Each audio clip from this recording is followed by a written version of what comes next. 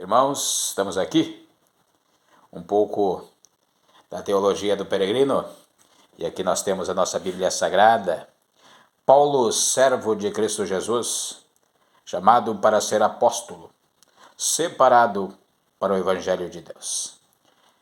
2 Coríntios, capítulo 11, versículo 23 em diante, em prisões, em açoites, em perigo de morte, 5 vezes recebi dos judeus 40 açoites menos 1.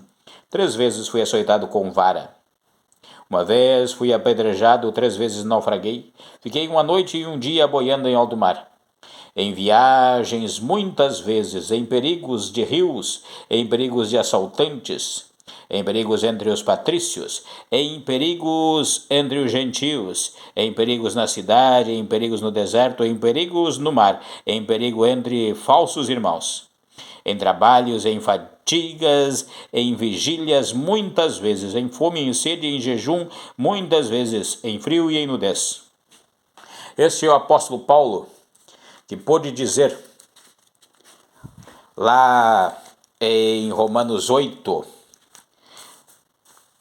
sabemos que todas as coisas cooperam para o bem daqueles que amam a Deus, daqueles que são chamados segundo o seu propósito.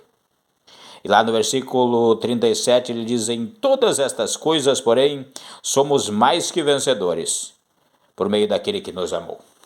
Em todas estas coisas, porém, somos mais que vencedores, por meio daquele que nos amou. Esta biografia do vencedor, do mais que vencedor. Que o vencedor no mundo seria o apóstolo Paulo falar de bens materiais. Ele falou de bens eternos. Ele falou das perseguições, dos açoites, do apedrejamento. Ele falou de prisões. Ele falou de naufrágios.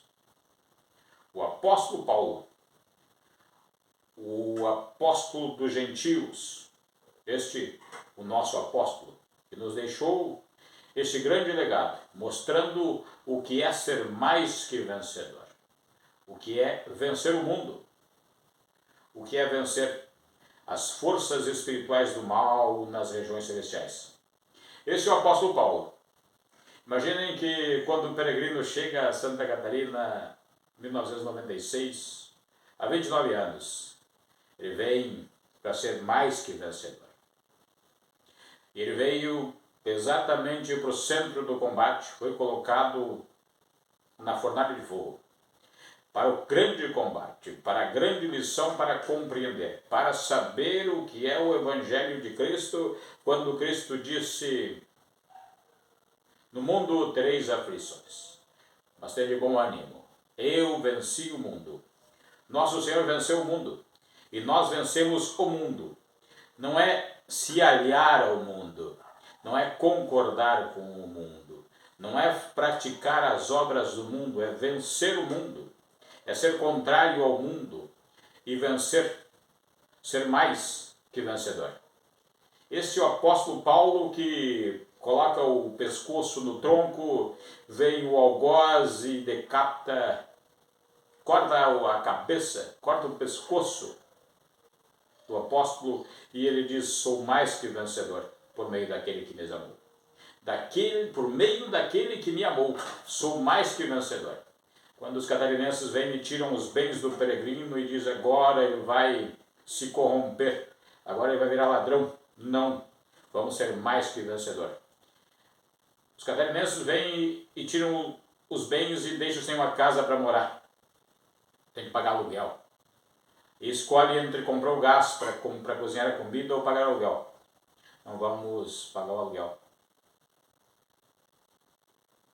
Quando eles deixaram na miséria, não, agora ele vai virar viado conosco, não, vamos permanecer na miséria, vamos ser mais que vencedor. Não vamos nos corromper, vamos deixar ele sem nada porque assim ele vende a filha para nós. Não, não vamos vender a filha, vamos ficar sem nada, mas não vamos vender a filha. Vamos ficar no mundo e vamos vencer o mundo, vamos combater contra as ideologias do mundo, contra a perversidade de Satanás, contra a maldade da maçonaria. E vamos vencer o mundo. Porque é neste nosso papel no mundo, é mostrar que o mundo é menor do que a glória que nos espera. O apóstolo Paulo diz: porque para mim tenho por certo que as aflições do tempo presente não podem ser comparadas com a glória que em nós há de ser revelada. Não podem ser comparadas com a glória que em nós há de ser revelada. A glória é maior. As Hilux, as mansões nos condomínios, as BMWs, as Mercedes, não se comparam com a glória que há de ser revelada. Porque quando se revelar esta elite perversa, as consequências da maldade que eles fizeram, eles vão se arrepender. Eles trocariam 1000 Hilux, eles trocariam todas as riquezas do mundo pela glória que em nós há de ser revelada.